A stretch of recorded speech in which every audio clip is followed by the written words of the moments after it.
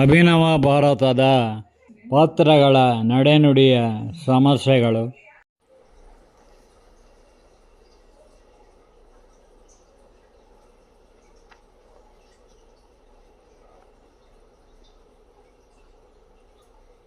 ದ್ರೌಪದಿ ಮಾನಭಂಗ ಪ್ರಕರಣದಲ್ಲಿ ಅದ್ಭುತ ಪವಾಡವೇ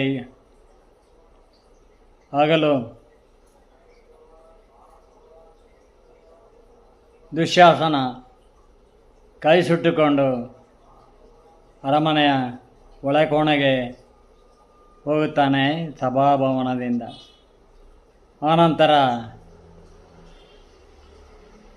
ಧೃತರಾಷ್ಟ್ರನು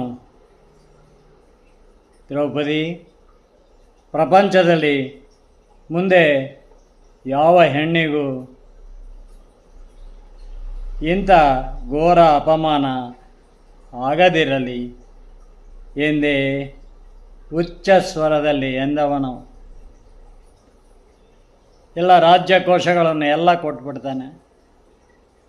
ನೀವು ಇಂದ್ರಪ್ರಸ್ಥಕ್ಕೆ ಹೋಗಿ ರಾಜ್ಯವಾಳಿಕೊಂಡು ಸುಖವಾಗಿರಿ ಎಂದೇ ಹೇಳ್ತಾನೆ.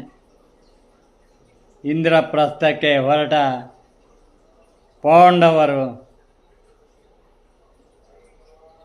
ಗಾಂಧಾರಿಗೆ ನಮಸ್ಕರಿಸಿದ್ದಾರೆ. ನೋಡಿ ಹೇಗಿದ್ದಾರೆ ಪಾಂಡವರು.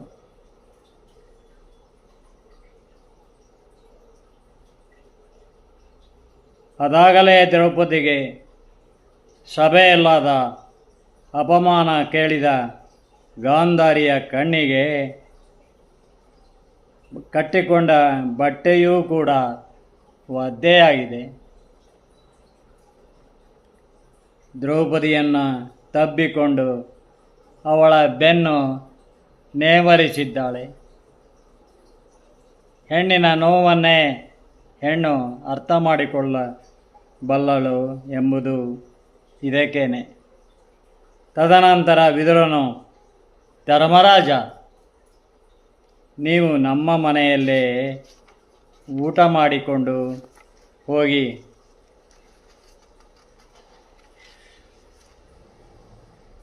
ವಿಶ್ರಾಂತಿ ಪಡೆದು ಹೋಗಿರಿ.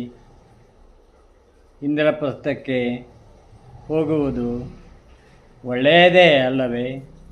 ವಿಶ್ರಾಂತಿ ಬೇಕಿದೆ ನಿಮಗೆ ಎಂದಾಗ ವಿದುರನ ತಾಯಿಯು ಅವನ ಹೆಂಡತಿಯು, ನೀವು ಊಟ ಮಾಡಿ ಸ್ವಲ್ಪ ಹೊತ್ತು ಸುಧಾರಿಸಿಕೊಂಡು ಹೊರಟರೇನೇ ನಮಗೆ ಸಮಾಧಾನ ಎಂದಿದ್ದಾರೆ. ಪಾಂಡವರು ಇಲ್ಲವೆನ್ನಲಾಗಲಿಲ್ಲ. ಅತ್ತ ಗಾಂಧಾರಿ ಭಾನುಮತಿಯನ್ನು, ದುರ್ಯೋಧನನನ್ನು ಕರೆಸಿಕೊಂಡು ಕೆರಳಿ ಕೇಳುತ್ತಾಳೆ, ದುರ್ಯೋಧನ ಯಾವ ಮಹಾರಾಜನೇ ಆಗಲಿ ಅಬಲೆ ಸ್ತ್ರೀಯನ್ನು ಹೇಯವಾಗಿ ಸಭೆಗೆಳೆದು ಅವಮಾನಿಸುವರೇನೋ? ದ್ರೌಪದಿ ನಿನಗೂ ಅತ್ತಿಗೆ ತಾನೇ? ಅಮ್ಮ, ನೀನು ಕಣ್ಣಿಗೆ ಬಟ್ಟೆ ಕಟ್ಟಿಕೊಂಡಿದ್ದೀಯೇ? ಪಾಂಡವರ ರಾಜಸೂಯ ಯಾಗದಲ್ಲಿ ಅವರಿಂದ ನನಗಾದ ಅವಮಾನವು ನಿನಗೆ ಹೇಗೆ ಗೊತ್ತಾದೀತು? ಅಲ್ಲಿ ಅವರ ಸಭಾಭವನದಲ್ಲಿ ನಾನು ನೆಲವೆಂದು ಭ್ರಮಿಸಿ ನೀರಿಗೆ ಬಿದ್ದಾಗ ದ್ರೌಪದಿ ಕುಲಕುಲನೆ ನಕ್ಕಳು.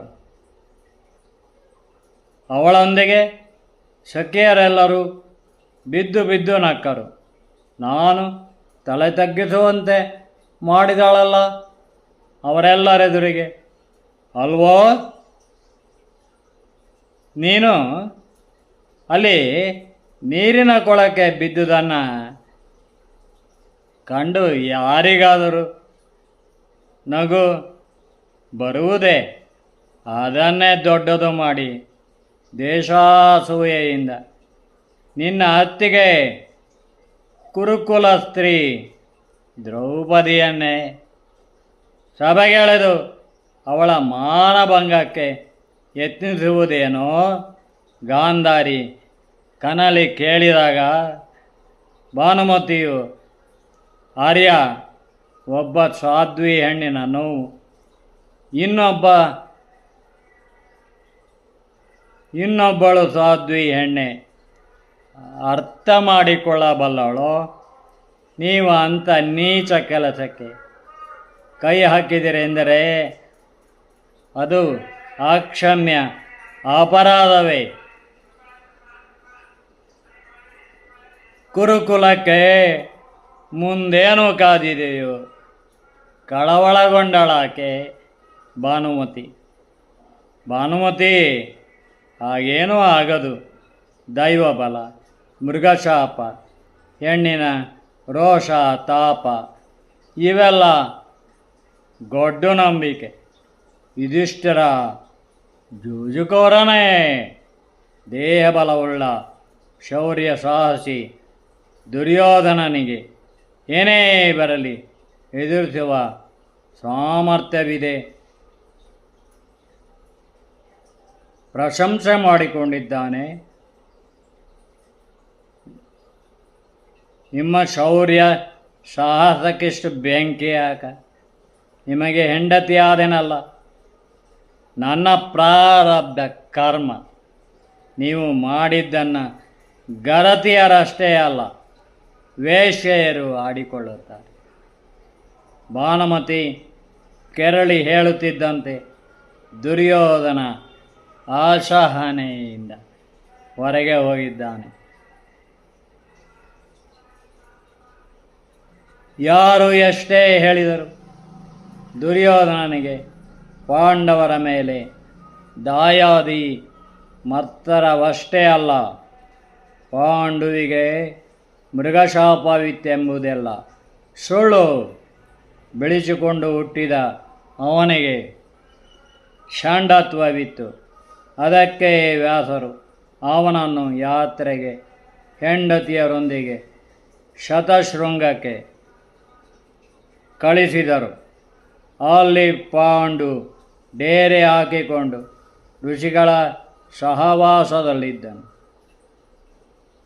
ಆಗ ಕುಂತಿಯು ಮಾದ್ರಿಯು ಯಾರಿಗೂ ಬದಿರಾಗುವಂತೆ ಮಾಡಿಸಿದ್ದಾನೆ ಪಾಂಡು. ಹಾಗೆ 5 ಮಕ್ಕಳನ್ನು ಪಡೆದು ಮೂರ್ಛೆ ರೋಗದಿಂದ ಸತ್ತಿದ್ದಾನೆ. ಮಾತ್ರಿ ಬೇಸತ್ತು ಅವನ ಚಿತೆಗೇರಿ ಆತ್ಮಹತ್ಯೆ ಮಾಡಿಕೊಂಡಿದ್ದಾಳೆ.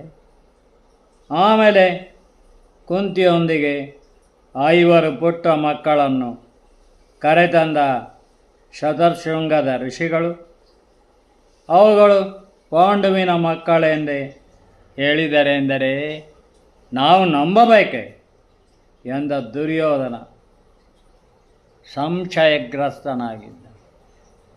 ಸಂಶಯಾತ್ಮ ವಿನಶ್ಯತಿ ಎನ್ನುವ ಹಾಗೆ ಶಕುನಿಯೂ ಕೂಡ, ಹೇ ಅಳಿಮಯ್ಯ,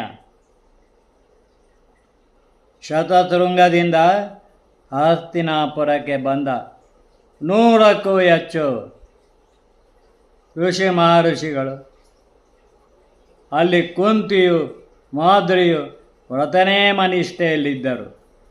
ವ್ಯಾಸರು ಅದಾಗಲೇ ಪಾಂಡುವಿಗಿದ್ದ ಮೃಗಶಾಪವನ್ನು ಮಂತ್ರಶಕ್ತಿಯಿಂದ ತಡೆ ಹಿಡಿದೇ ಶತಶೃಂಗಕ್ಕೆ ಕಳಿಸಿದ್ದರು. ಹಾಗಾಗಿ ಪಾಂಡುವಿನ ಕ್ಷೇತ್ರದಲ್ಲೇ ಕುಂತಿ ಮಾದ್ರಿಯರಿಗೆ 5 ಮಕ್ಕಳಾಗಿದ್ದಾರೋ ವ್ಯಾಸರ ಮಂತ್ರಶಕ್ತಿ 5 ಸಂತಾನ ಪ್ರಾಪ್ತಿಗಷ್ಟೇ ಇತ್ತು ಎಂದು ಕೇಳಿದ್ದೇನೆ. ಅದನ್ನು ಅತಿಕ್ರಮಿಸಿ ಪಾಂಡು ಮಾದ್ರಿಯೊಂದಿಗೆ ದೈಹಿಕವಾಗಿ ಕೂಡಿದಾಗ ಸತ್ತನು. ಮಾದ್ರಿಯು ದುಃಖದಿಂದ ಅವನ ಚಿತೆಗೇರಿ ಸಗಮನ ಮಾಡಿದ್ದಾಳೆಂದೇ ಹೇಳಿದರು.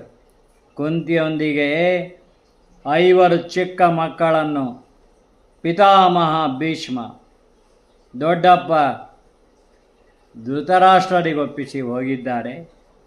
ಆಗ ನೀನು ಇನ್ನೂ ಚಿಕ್ಕವನೇ ಎಂದಿದ್ದಾನೆ. ಅಲ್ಲೇ ಇದ್ದು ಹಿರಿಯನಾಗಿ ಅದನ್ನೆಲ್ಲ ನೋಡಿದ ಶಕುನಿಯೂ ಕೂಡ ಹೀಗೆ ಹೇಳಿದ್ದಾನೆ. ದುರ್ಯೋಧನ ಋಷಿ ಮಹರ್ಷಿಗಳ ಮಾತೆಂದರೆ ವೇದವಾಕ್ಯವೇ ಎಂದೇ ಪ್ರತೀತಿ. ಪಾಂಡುವಿಗೆ ಹುಟ್ಟಿದ ಮಕ್ಕಳು ಎಂದೇ ಶಕುನಿಯು ದೃಢಸ್ವರದಲ್ಲಿ ಹೇಳಿದ್ದಾನೆ. ಎಷ್ಟೇ ಆಗಿ ಗಾಂಧಾರಿ ಯಾರು? ಅವನ ತಂಗಿಯೇ ಅಲ್ವೇ?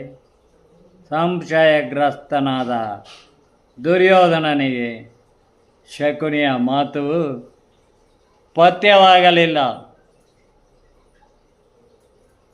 ಅಂದಿನ ಕಾಲಕ್ಕೆ ಭಾರತದ ಹಸ್ತಿನಾಪುರ ಪ್ರಗತಿ ಸಮೃದ್ಧಿಯಲ್ಲಿದ್ದು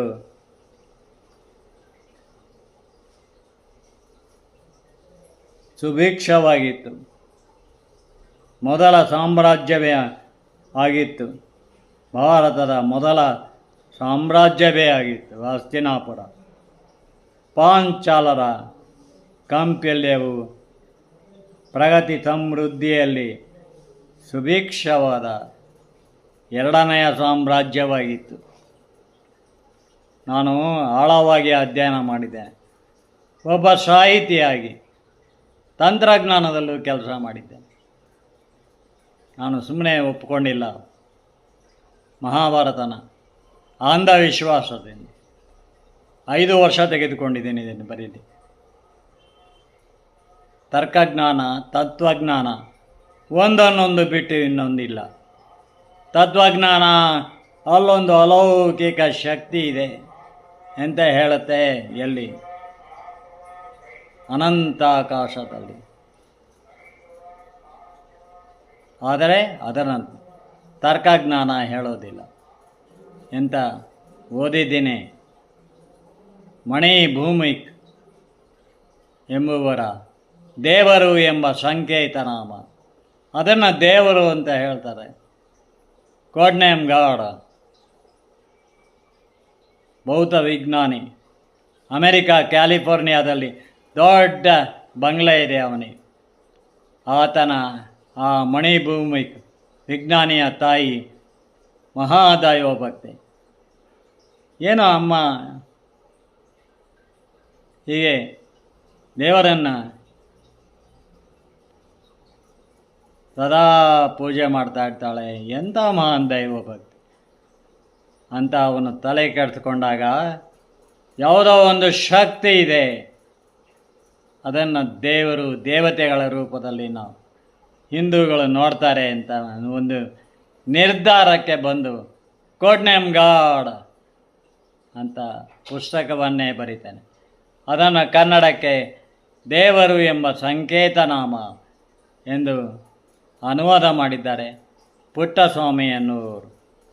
ಇದನ್ನು ತಿರುಮಲೇಶನ ತ್ರಿಗುಣಾತ್ಮಕ ಪ್ರಪಂಚದ 16 ಆಕರ ಗ್ರಂಥಗಳಲ್ಲಿ ಇದು ಒಂದಾಗಿದೆ. ದೇವರು ಎಂಬ ಸಂಕೇತನಾಮ. ಆ ಕಾಲಕ್ಕೆ ಹಸ್ತಿನಾಪುರ, ಪಾಂಚಾಲರ ಕಾಂಪಲ್ಯ ಬಿಟ್ಟರೆ ಇವೆರಡೂ ದೊಡ್ಡ ಸಾಮ್ರಾಜ್ಯಗಳು. ಇನ್ನುಳಿದಂತೆ ಸಣ್ಣ ಸಣ್ಣ ರಾಜ್ಯಗಳೆಲ್ಲ ದಟ್ಟ ಕಾಡುಮೇಡುಗಳ ಗ್ರಾಮ ಪಟ್ಟಣಗಳಿಂದ ಕೂಡಿದವು.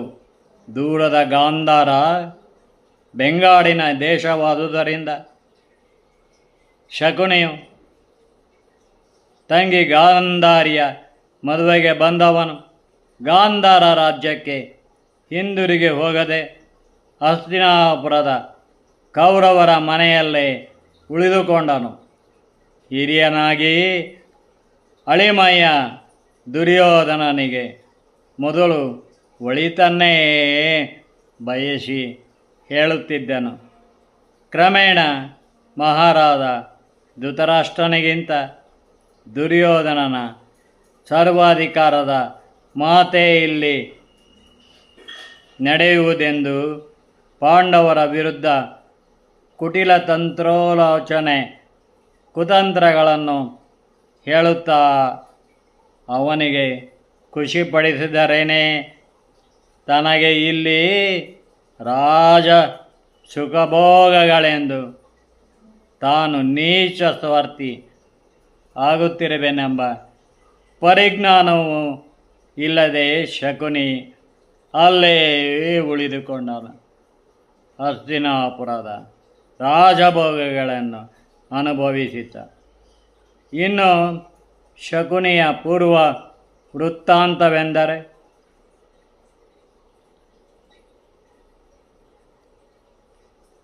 ಗಾಂಧಾರಿಯ 100 ಅಣ್ಣಂದಿರಲ್ಲಿ ಕೊನೆಯವನು ಶಕುನಿ. ಭೀಷ್ಮನು ಗಾಂಧಾರ ರಾಜನಾದ ಸಬಲನನ್ನು ಅವನ 100 ಮಕ್ಕಳನ್ನು ಯುದ್ಧದಲ್ಲಿ ಸೋಲಿಸಿದವನೇ. ಗಾಂಧಾರಿಯನ್ನು ತಂದು ಕುರುಡ ಧೃತರಾಷ್ಟ್ರನಿಗೆ ಮದುವೆ ಮಾಡಿದಾಗ ಗಾಂಧಾರಿ ತಾನು ಕುರುಡನನ್ನು ಕಟ್ಟಿಕೊಳ್ಳಬೇಕೇ ಎಂದು ಮೊದಲು ಸಿಡುಕಿದಳಾದರೂ ಬೇಗ ಸಾವರಿಸಿಕೊಂಡು ಹಸ್ತಿನಾಪುರ ಸಾಮ್ರಾಜ್ಯದ ಮಹಾರಾಣಿ ತಾನೆಂದು ಈ ಅರಸೊತ್ತಿಗೆಯಲ್ಲಿ ಅಧಿಕಾರವು ರಾಜವೈಭೋಗ ಸುಖಗಳೆಲ್ಲವೂ ಗಾಂಧಾರ ರಾಜ್ಯಕ್ಕಿಂತ ಹೆಚ್ಚಿವೆ ಎಂದು. ಗಾಂಧಾರ ಇರೋದು ಆಫ್ಘಾನಿಸ್ತಾನ, ಕಂದಹಾರ ಈಗ ಹೆಚ್ಚಿವೆ ಎಂದು ತನಗೆ ಕೂಗಳತೆಯಲ್ಲಿ ದಾಸಿಯರಿದ್ದಾರೆ.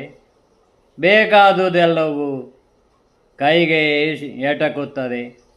ಧೃತರಾಷ್ಟ್ರನ ಅಂಧತ್ವದಲ್ಲೂ ತಾನು ಸಹಧರ್ಮಿಣಿಯೇ ಎಂದು ಆಜೀವ ಪರ್ಯಂತ ಅವನಿಗೆ ಅರ್ಧಾಂಗಿಯಾಗಿ ಕಣ್ಣುಗಳಿಗೆ ಕಪ್ಪು ಬಟ್ಟೆ ಕಟ್ಟಿಕೊಂಡಿದ್ದರೇನೆ ತನ್ನನ್ನು ಎಲ್ಲರೂ ಮೆಚ್ಚುವರೆಂಬ ಕುರುಡು ನಂಬಿಕೆಯಲ್ಲಿ ಕಣ್ಣಿಲ್ಲದ ಪತಿ ಮಹಾರಾಜನಿಗೆ ಧೃತರಾಷ್ಟ್ರನಿಗೆ ಕಣ್ಣಾದಳು. ಜನಪದರಲ್ಲೂ ಇದ್ದ ಮೂಢನಂಬಿಕೆಯ ಕಟ್ಟುಕತೆಯೊಂದಿದೆ. ಭೀಷ್ಮನು ಗಾಂಧಾರಿಯ ತಂದೆ ಸಬಲರಾಜನನ್ನು ಸೋಲಿಸಿದನು. ಅವಳನ್ನು ಅಂಧ ಧೃತರಾಷ್ಟ್ರನಿಗೆ ಬಲವಂತದಿಂದ ಕಟ್ಟಿದನೆಂದು ದುರ್ಯೋಧನನು ಪ್ರಾಯಕ್ಕೆ ಬಂದಾಗ ಗಾಂಧಾರಿಯ 100 ಮಂದಿ ಅಣ್ಣಂದಿರನ್ನು ಯುದ್ಧದಲ್ಲಿ ಸೋಲಿಸಿ ಅವರನ್ನೆಲ್ಲ ಸೆರೆಮನೆಯಲ್ಲಿ ಹಾಕಿ ಒಬ್ಬರಿಗಾಗುವಷ್ಟೇ ಊಟ ಹಾಕುತ್ತಿದ್ದನಂತೆ. ಅಲ್ಲರಿ 100 ಅಣ್ಣಂದಿರ ಒಬ್ಬಳೇ ಪ್ರೀತಿಯ ತಂಗಿ ಗಾಂಧಾರಿಯು ಅದಾಗಲೇ ಕುರುಡು ಧೃತರಾಷ್ಟ್ರನಿಗೆ ನಿಷ್ಠೆಯಿಂದಿರಲೆಂದೇ ತಾನು ಕಣ್ಣಿಗೆ ಬಟ್ಟೆ ಕಟ್ಟಿಕೊಂಡು ಇರಲು ಪ್ರತಿಜ್ಞೆ ಮಾಡಿದ್ದಾಳೆ. ಹಾಗಾಗಿ ಭೀಷ್ಮನಾಗಲಿ ದುರ್ಯೋಧನನಾಗಲಿ ಗಾಂಧಾರಿಯ ಅಣ್ಣಂದಿರನ್ನು ಸೋಲಿಸಿ ಸೆರೆಗೆ ಹಾಕಲುಂಟೆ. ಹಾಗೆ ಮಾಡಲು ಬಿಡುವಳೆ ಗಾಂಧಾರಿಯು. ಮಗು ಸುಯೋಧನ, ನಾನೇ ಅಂಧನಾದ ಧೃತರಾಷ್ಟ್ರನನ್ನು ಒಪ್ಪಿಕೊಂಡಿರುವೆನೋ? ನನ್ನ ಕಣ್ಣುಗಳಿಗೆ ಬಟ್ಟೆ ಕಟ್ಟಿಕೊಂಡೇ ಜೀವಿತವೆಲ್ಲ ಪತಿನಿಷ್ಠೆಯಿಂದ ಅವನಿಗೆ ಸಹಧರ್ಮಿಣಿಯ ಆಗಿರುವೆನೆಂದು ಪ್ರತಿಜ್ಞೆ ಮಾಡಿರುವೆ. ನೀನೇಕೆ ಸುಮ್ಮನೆ ತಲೆ ಕೆಡಿಸಿಕೊಳ್ಳುವೆಯೋ ಎಂದು ತನ್ನ ಅಣ್ಣಂದಿರನ್ನು ಸೋಲಿಸಿ ಸೆರೆಗೆ ಹಾಕುವುದನ್ನು ಪ್ರತಿಭಟಿಸದೆ ಸುಮ್ಮನಿರುತ್ತಿದ್ದಾಳೆ. ಅಂತೆಯೇ ಭೀಷ್ಮನಾಗಲಿ ದುರ್ಯೋಧನನಾಗಲಿ ಗಾಂಧಾರಿಯ 90 ಅಣ್ಣಂದಿರನ್ನು ಸೆರೆಯಲ್ಲಿಟ್ಟು ಒಬ್ಬನು ಮಾತ್ರ ತಿನ್ನುವಷ್ಟು ಅನ್ನ ಹಾಕುತ್ತಿದ್ದರೆಂಬುದು ಶಕುನಿ ಅದನ್ನು ತಾನೊಬ್ಬನೇ ತಿಂದು ಬದುಕಿದೆನೆಂಬ ಕಟ್ಟುಕತೆಯು ಸಂಸ್ಕೃತ ಮೂಲ ವ್ಯಾಸ ಭಾರತದಲ್ಲಿ ಇಲ್ಲ. ಹೀಗೆ ಮೂಲ ವ್ಯಾಸ ಭಾರತದಲ್ಲಿ ಇಲ್ಲದೆ ಇರೋದನ್ನೆಲ್ಲ ತುರ್ಕಿ ಅರ್ಜುನ ನಿಯೋಗದಿಂದ ಹೊಡೆದವನು ಏನೇನೋ ಬೊಗಳೆ ಬಿಡ್ತಾನೆ. ಅಂಥ ಪೊಗಳೆ ಪಂಡಿತರಿಗೆ ಲೈಕ್ ಹೊಡೆಯೋ ಪಾಮರರನ್ನು ಕಂಡರೆ ಕಣ್ಣಲ್ಲಿ ನೀರು ಬರ್ತದೆ.